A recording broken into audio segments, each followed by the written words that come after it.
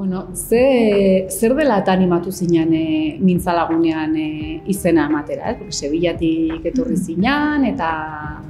Bai, nik ja neraman denbora ikasten euskeraz, ustakit, uste dut, 4-5 urte ikasten zedan, uste dut, 15 urte ikasten, gutxi gora bera, euskaraz, eta, klaro, nengoen euskaltegian.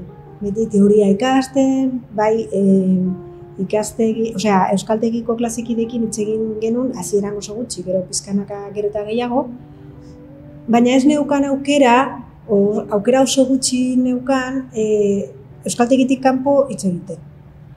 Orduan, pentsatu dut, ideia oso ona zen praktikatzeko euskaraz, beste taldean egon eta hori, euskaraz praktikatzeko.